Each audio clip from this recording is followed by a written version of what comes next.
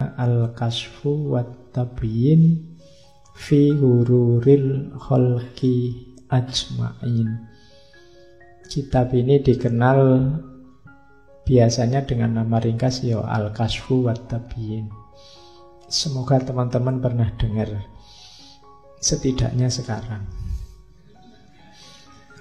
Oke, nah ya, Ghazali ini kan punya banyak risalah-risalah singkat. Risalah singkat ini biasanya cara menjelaskannya tidak bertele-tele, tidak panjang lebar. Tema orang-orang, ini kan tema tentang orang-orang yang tertipu. Al-Kasfu wa Tabyin itu menyingkap dan memperjelas dan menjelaskan tentang ketertipuan semua manusia, khalqi ajmain, semua ciptaan. Jadi ini sebenarnya ngomong tentang orang-orang yang tertipu secara ringkas, jelas. Kitabnya tidak terlalu tebal. Kalau mau bisa 1 Ramadan kalian kaji. Tapi malam ini kita ringkas jadi 1 sesi pertemuan.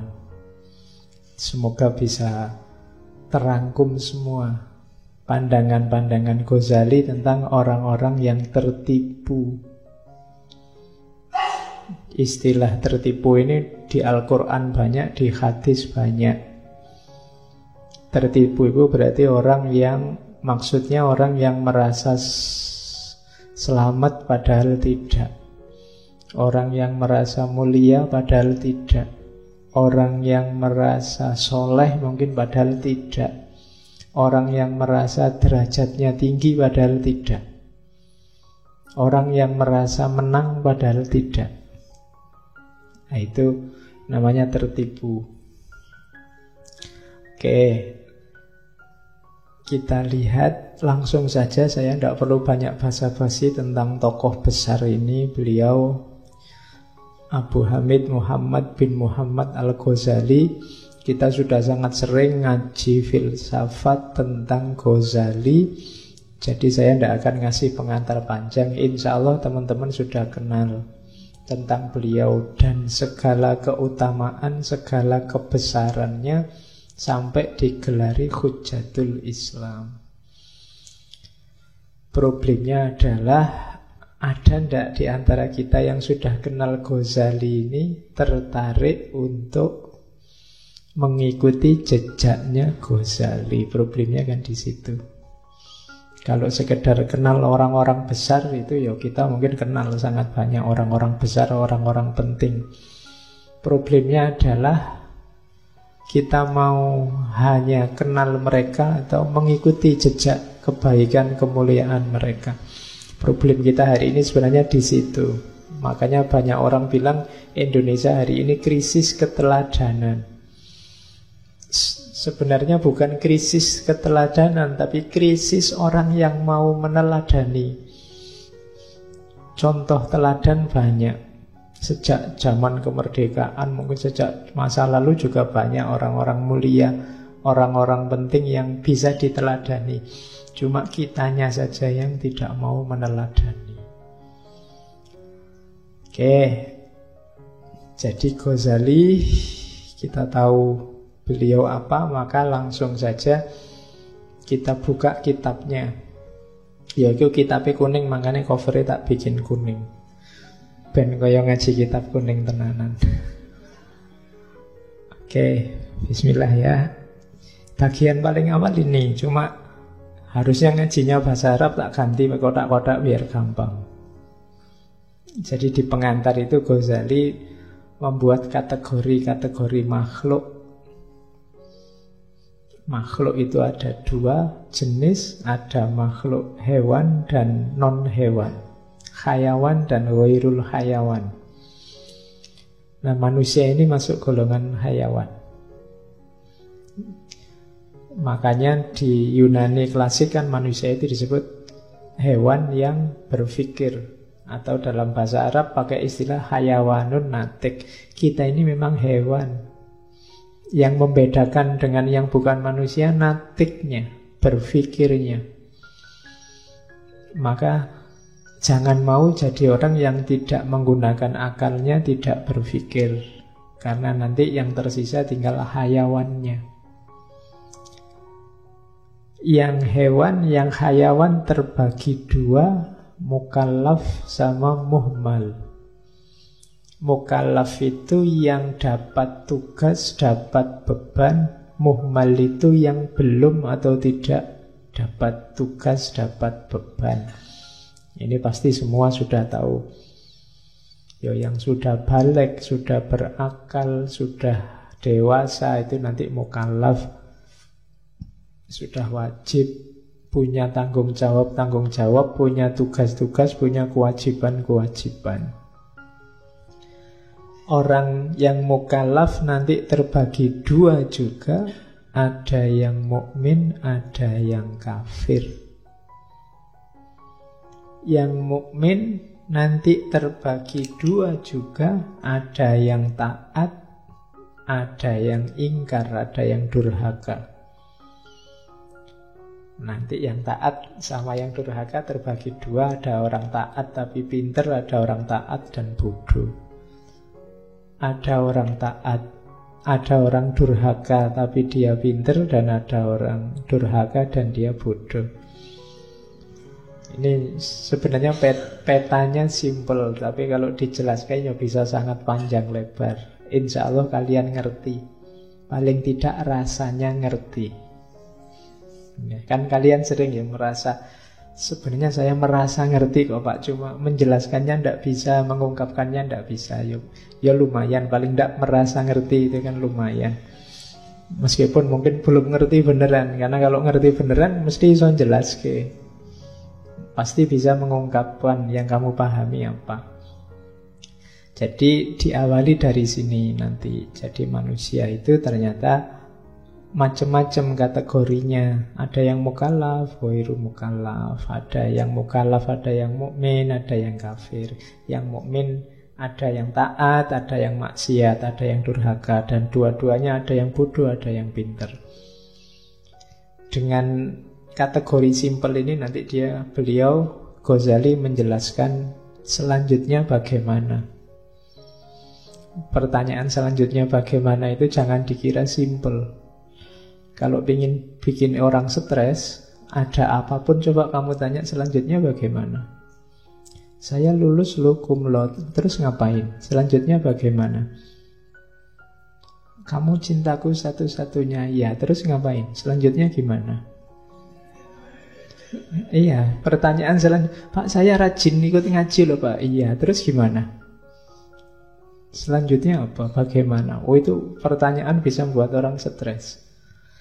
Alhamdulillah Pak, rezeki saya lancar. Iya, terus selanjutnya gimana kalau rezekinya lancar?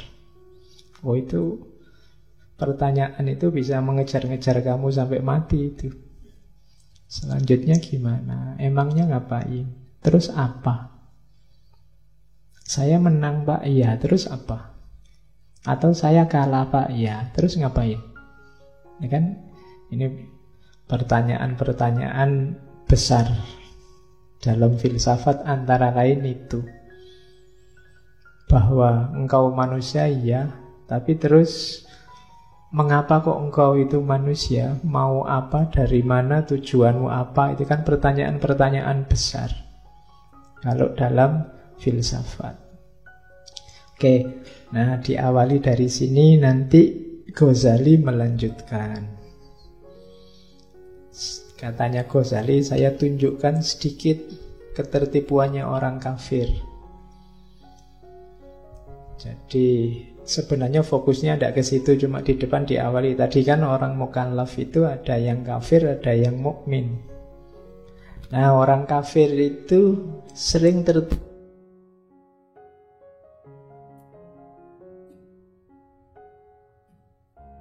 Oke. Yang pertama, ketertipuannya orang kafir. Ada dua yang menipu. Yang pertama, orang kafir itu tertipu oleh kehidupan dunia. Gampangnya mereka punya logika ini. senang di dunia itu lebih nyata, lebih konkret, lebih masuk akal daripada senang besok di akhirat yang tidak jelas. Tertipu oleh dunia. Daripada nunggu besok senang di surga apa sumpek di neraka yang tidak jelas, besok kan tidak mesti ini. Kamu kan juga tidak berani jamin besok masuk surga. Kemungkinan masuk neraka sih ada, tapi kalau surga kan kamu tidak berani. Ada yang jelas-jelas senang kehidupan dunia ini, katanya Ghazali. Jadi ini mungkin agak kritik pada filosof-filosof materialis yang bagi mereka ya hidup itu ya kenyataan ini, yang nyata ini, yang masuk akal ini. Jadi mereka tidak percaya akhirat, tidak percaya yang gaib, tidak percaya Allah, karena tidak konkret. Orang itu nyari kesenangan yang konkret sekarang, bukan tidak jelas besok. Katanya orang-orang kafir, menurut Ghazali, orang kafir ini punya logika, kamu milih mana, seneng sekarang atau seneng besok. Harusnya secara logis yang milihnya seneng hari ini, nyaman hari ini, enak hari ini. Nah, ketertipuan ini terus oleh Ghazali dijawab pakai dalil, juga pakai akal. Katanya Ghazali, ya kalau pakai dalil mungkin mereka tidak terlalu percaya orangnya kafir. Ya, wa ma indallahi khairu wa abqa, apa yang di sisi Allah itu lebih baik dan lebih kekal. Atau kehidupan dunia ini hanya kesenangan yang memperdaya. Itu untuk kita yang muslim. Tapi untuk mereka mungkin tidak terlalu percaya, wong sudah kafir. Maka katanya Ghazali, jawab saja. Kalau ada logika semacam itu, ya kalau nilainya sepadan, ya kesenangan hari ini lebih baik daripada kesenangan besok. Tapi kalau nilainya jauh berbeda, ya lebih milih kesenangan besok. Kalau hari ini kamu senang-senang, misalnya senang-senang lah hari ini tak kasih uang 5.000, atau senang-senang besok tak kasih uang 500 juta misalnya, ya tetap orang milih besok, tidak sekarang. Jadi level kesenangan dunia itu jauh dengan kesenangan besok di akhirat. Orang yang cerdas tetap milih yang besok, tidak milih yang sekarang. Sekarang puasa dulu tidak apa-apa, besok kalau buka enak.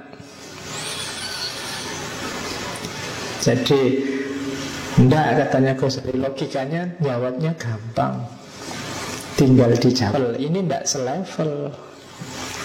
Boleh kalau di dunia, tapi kalau di akhirat bisa. Itu gambaran gampangnya begitu. Maka tidak selalu kesenangan konkret hari ini mending daripada besok.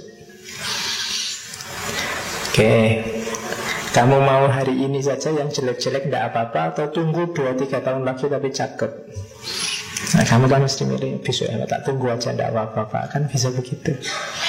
Nah, itu logika sederhananya begitu. Jadi orang kafir punya logika ini bisa dibantah. Logika kedua orang kafir, kalau istilahnya Ghazali, tipu dayanya Allah. Jadi orang kafir ini punya logika, tenang saja, Allah itu sayang kok pada kita kalau memang dia ada. Buktinya apa? Hidup kita enak itu, kita maju itu, kita kaya itu, kita tentram itu, hidup kita. Itu tipu dayanya Allah, katanya Ghazali. Mereka dikasih kesenangan, dikasih kenikmatan, dikasih banyak sekali anugerah. Mereka berkata, Allah benar-benar telah berbuat baik pada kami dengan menganugerahi kenikmatan dunia. Setiap orang yang berbuat baik pada orang lain pasti karena dia menyenanginya. Dan setiap orang yang menyenangi orang lain pasti dia akan berbuat baik padanya. Jadi maksudnya apa? Loh, Dibandingkan yang muslim-muslim, kita lebih maju, pengetahuan kita lebih tinggi, negara kita lebih makmur, gampangannya gitu. Berarti kan Allah sayang sama kita. Kalau Allah tidak sayang sama kita, kita tidak akan dikasih yang begitu-begitu. Katanya Ghazali, jawab saja kalau ada ungkapan seperti itu. Kadang-kadang seseorang berbuat baik pada orang lain itu belum tentu karena senang. Bahkan kadang-kadang kebaikan itu perlahan-lahan jadi penyebab kehancurannya. Jadi makanya disebut makarnya Allah. Jadi ketika Allah memberi seseorang atau memberi satu bangsa kenikmatan terus-menerus, itu juga harus hati-hati. Itu bukan berarti anugerah, kadang-kadang itu jebakan. Ya kayak kalian misalnya, tiba-tiba kalian dikasih uang 1 miliar, itu saya tidak jamin kamu jadi lebih baik, lebih soleh, lebih religius dengan uang 1 miliar ini. Kadang tambah mursal, mikir aneh-aneh, tambah tidak karu-karuan hidupmu. Jadi tidak mesti. Kalau ada anugerah, ada bahwa kamu enak, bahwa kamu nyaman, itu bukti Allah sayang. Kadang-kadang justru itu menjerumuskan. Jadi ini yang disebut makarnya Allah. Oleh Allah memang dikasih begitu, dikasih enak terus, dikasih nyaman terus. Tapi di balik itu kita pada akhirnya dapatnya yang negatif-negatif. Ya kayak orang makan enak terus pada akhirnya ya darah tinggi, diabetes, ginjalnya hancur, macam-macam. Dibandingkan kita yang tidak pernah makan enak, paling kan sakitnya masuk angin, panu, kadas. Iya. Jadi itu yang disebut hururnya orang-orang kafir. Dan ini jawabannya ada di Al-Quran. Al-Mu'minun 5556 sama Al-An'am 44. Ayah sabuna annama numidduhum bihi min mali wa banin nusari'u lahum fil khairati bal la yash'urun. Apakah engkau anggap saat kami berikan pada mereka harta dan anak-anak itu kita sedang mempercepat kebaikan dalam diri mereka? Tidak begitu, balayas urun, tapi mereka tidak terasa. Falamma nasu ma dzukiru bihi fatahna alaihim abwaaba kulli syai'. Saat mereka lupa apa yang diingatkan, dinasihatkan, maka akan kami buka bagi mereka pintu-pintu segala sesuatu, hatta idza farihu bima utu, sampai saat mereka senang sekali dengan banyak pemberian itu, akhadnahum bahtah, kita ambil semuanya seketika, fa idzahum mublisun, maka mereka kemudian menyesal. Cari sendiri ayatnya. Jadi jangan senang-senang kalau kamu dapat enak terus. Bahkan ini kalimatnya kan makanya disebut makrullah, makarnya Allah. Mereka yang lupa malah dikasih banyak. Fatahna alaihim abwaaba kulli syai'. Hatta idza farihu, sampai ketika mereka senang-senang, bahagia sekali, tiba-tiba semuanya dicabut dan akhirnya mereka menyesal. Itu Ghazali kemudian juga mengutip satu hadis dari Rasulullah, sesungguhnya Allah melindungi hambanya yang mukmin dari kenikmatan dunia sebagaimana engkau melindungi dirimu dari makanan dan minum, dirimu dari penyakitmu dengan makanan dan minuman yang disukai. Jadi kenapa ya Allah kok saya nggak dikasih uang banyak? Kenapa kok saya nggak dikasih pointer? Kenapa kok saya nggak dikasih punya pasangan yang cantik luar biasa? Nggak apa-apa, itu katanya Allah kayak kamu nggak boleh makan gula biar nggak diabetes, nggak boleh makan banyak garam biar nggak darah tinggi, nggak boleh makan banyak lemak biar nggak kolesterol. Jadi justru dilindungi oleh Allah dari penyakit. Oke, kadang-kadang orang itu waktu tidak punya apa-apa dekat sama Allah, tapi begitu punya macam-macam lupa. Kayak kalian waktu sumpek, waktu ujian tidak lulus-lulus, itu kan biasanya dekat sama Allah, nangis-nangis sama Allah. Tapi begitu senang, dapat banyak anugerah, dapat beasiswa lah, dapat inilah, biasanya malah agak menjauh. Nah, maka sabdanya Rasulullah hendak ketika justru seorang mukmin nggak dapat apa-apa, itu sebenarnya dilindungi oleh Allah, biar tetap berada dalam naungannya Allah, tidak menjauh. Oke, biar tidak kayak orang kafir yang terjebak oleh makarnya Allah. Kan ayatnya bunyinya wa makaru wa makarullah, dan mereka membuat makar, Allah juga bisa membuat makar. Wallahu khairul makirin, Allah lah yang paling ahli membuat makar. Meskipun jangan dilaporkan ke polisi, karena makarnya Allah itu tidak bisa ditandingi. Berdoalah agar Allah tidak membuat makar yang membuatmu jauh darinya. Allah yang bikin skenario segalanya, semoga membuatmu jatuh pada skenario yang menyenangkan, dilindungi tadi dari banyak penyakit.